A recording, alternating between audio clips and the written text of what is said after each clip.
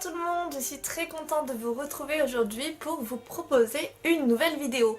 Donc je suis rentrée de vacances hier et j'étais trop pressée de pouvoir vous filmer une nouvelle vidéo parce que les 2 ou 3 dernières vidéos que vous avez vues sur ma chaîne YouTube, ce sont des vidéos qui ont été préenregistrées donc il y a déjà 2-3 semaines et je dois vous dire que ne pas filmer des vidéos pendant 15 jours ça a été vraiment très compliqué. Donc je suis vraiment trop contente de pouvoir vous proposer cette nouvelle vidéo qui va être en plus de ça un book haul de tous les livres que j'ai reçus et achetés pendant le mois d'août, donc que ce soit avant de partir en vacances ou bien pendant mes vacances. Du coup on commence la vidéo maintenant.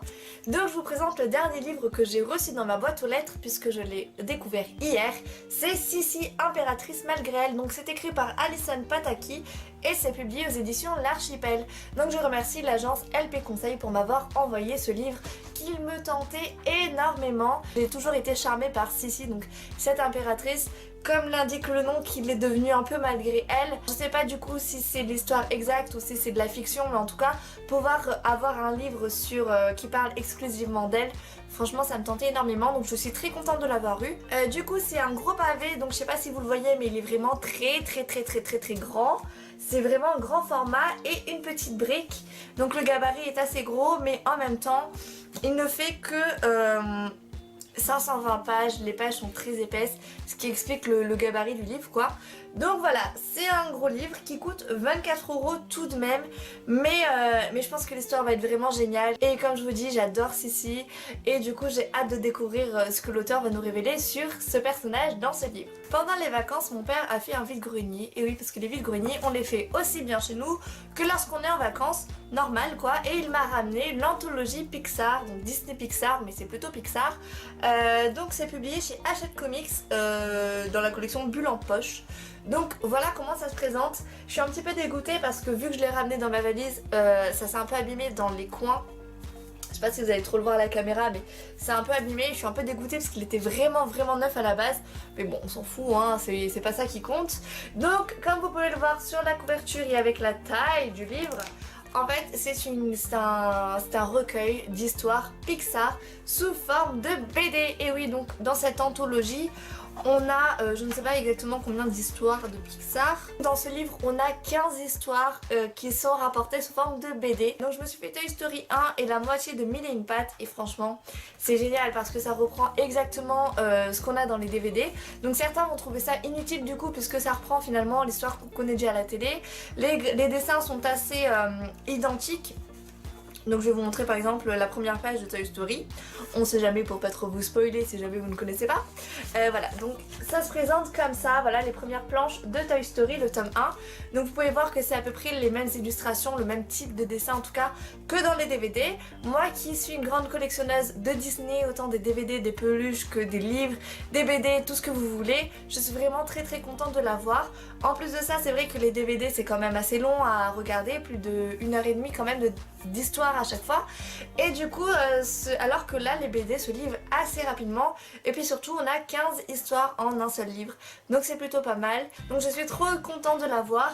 Malheureusement comme je vous dis c'est surtout Pixar, je crois pas qu'il y ait trop de Disney là-dedans, comme Les Indestructibles, Le Monde de Nemo, donc on a Toy Story 1, 2, 3, on a aussi Monstres et compagnie, je crois même qu'on a Monstre Academy, effectivement, on a Ratatouille, on a Wall-E, on a Lao, enfin voilà, on a vraiment ce genre d'histoire là, donc c'est pas du Disney à proprement parler, vous allez pas retrouver des histoires de princesses, mais c'est quand même de super histoires et en plus de ça il est relativement récent et si jamais vous le cherchez au format neuf, il coûte 12,90 €. Donc on va rester toujours au vide-grenier, donc qu'il y a eu à La Rochelle.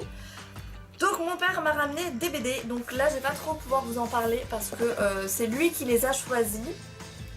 Donc en fait j'étais pas là, il les a choisis. Il a pas trop lu les résumés mais il a trouvé que les bandes dessinées en elles-mêmes étaient vraiment très jolies. Apparemment elles coûtent assez cher en plus de ça.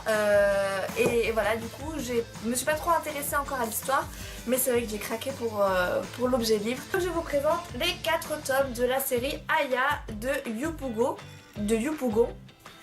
Voilà, donc les 4 tomes comme voilà. Donc je saurais même pas vous dire si finalement la série s'arrête à 4 tomes ou si mon père n'a pu acheter que les 4 premiers. Mais en tout cas je vais vous les présenter les uns après les autres et vous allez comprendre pourquoi j'ai craqué pour ces BD. Donc là on a le tome 1, donc c'est Aya de Yopougon, donc écrit par Marguerite Aboué et Clément Aubry. Donc je ne sais pas qui a fait l'illustration et qui s'est occupé du texte, mais en tout cas voilà, les bandes dessinées sont juste trop jolies. Ensuite on a le tome 2, donc ça change pas de nom, il y a toujours le même nom. Voilà. Hop. Et là on a le dos avec... En fait c'est rigolo parce qu'on n'a pas de... C'est rigolo parce qu'on n'a pas de résumé. On a juste un extrait de la bande dessinée à chaque fois. C'est assez rigolo parce que ça permet un peu de voir le type de dessin. Donc moi j'adhère totalement. Mais en même temps c'est assez, comment dire, assez mystérieux parce qu'on ne sait pas forcément trop de quoi ça parle. Donc voilà le petit extrait qu'on a au dos. Et enfin le tome 4. Hop, comme ceci. Et voilà. Donc ça c'est tous les livres au format papier que j'ai achetés ou reçus pendant le mois d'août, et vous allez voir maintenant qu'il y a pas mal de livres que je me suis pris et que j'ai reçus sur ma petite liseuse. Alors, déjà je vais vous présenter un livre que j'ai lu dans le train, donc pour le voyage de retour hier, le roman La Veuve et la Lune, donc écrit par Wesley Diguet et publié aux éditions Gloriana. Donc c'est un service presse que j'ai reçu dans le cadre du club Gloriana, et c'est un livre que j'ai adoré, ça a été un gros coup de cœur.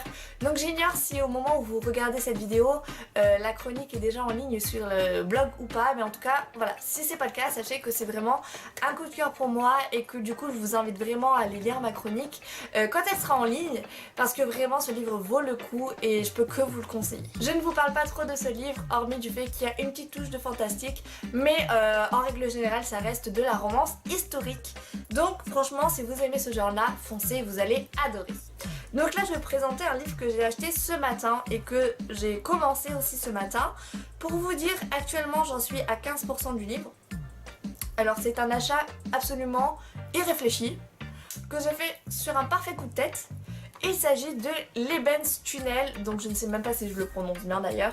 Donc c'est le tome 1, La Légende, c'est créé par Oksana Hop et publié chez les éditions Rebelle. Pourquoi avoir acheté un livre qui n'était absolument pas dans ma wishlist, dont je n'avais jamais entendu parler, mais que j'ai décidé d'acheter sur un parfait coup de tête? Et bien tout simplement parce que ce matin j'ai regardé un point lecture Booktubeuse, donc je me souviens plus exactement du nom de la chaîne YouTube, alors je vous le mets juste en dessous. Donc franchement allez la voir, elle est vraiment top, et surtout cette vidéo point lecture m'a énormément donné envie de lire ce livre. En plus de ça, il faut savoir que ce livre au format numérique ne coûte que 99 centimes. C'est un truc de dingue. Alors je pense que c'est une promotion qui ne va pas durer, puisque moi je l'ai acheté sur Google Play Livres et il y avait marqué 4,99 barré et 99 centimes à côté. Donc je pense que le tome 1 est en promotion pour une durée déterminée. Donc si jamais vous souhaitez vous lancer dans le livre, faites comme moi, foncez. À 99 centimes, je pense que vous pouvez largement foncer sans trop vous soucier de l'histoire. Moi c'est ce que j'ai fait. Je me suis dit, on sait jamais, si demain il retourne à 5 €, je préfère quand même l'acheter moins cher forcément. Je vous dis, la vie de cette booktubeuse m'a tellement séduite que bah du coup j'ai été obligée de l'acheter et même de le commencer dans la foulée. Donc c'est pour vous dire quoi. Je vous présente maintenant Passion sans préavis, donc écrit par Carly Phillips et publié aux éditions Harlequin, donc dans la collection numérique. Donc hop, je vous montre la couverture. Alors elle est un petit peu décalée, mais je l'ai reçue dans ce format là, donc bon, c'est pas très grave tant que c'est que la couverture qui est décalée. Donc c'est un service presse que j'ai reçu via la plateforme NetGalley. Alors moi je suis trop contente parce que être partenaire avec les éditions Harlequin, c'est un peu un rêve qui se concrétise via donc NetGalley. J'ai déjà pu lire un de leurs romans et là je vais continuer grâce à ce livre là, et le résumé me donnait trop envie. Normal, de toute façon j'ai postulé pour le recevoir. J'ai pas cherché à en savoir trop sur cette histoire, j'ai juste vu le résumé de manière assez rapide et je vais le lire forcément très rapidement, et du coup je vous donnerai mon avis prochainement.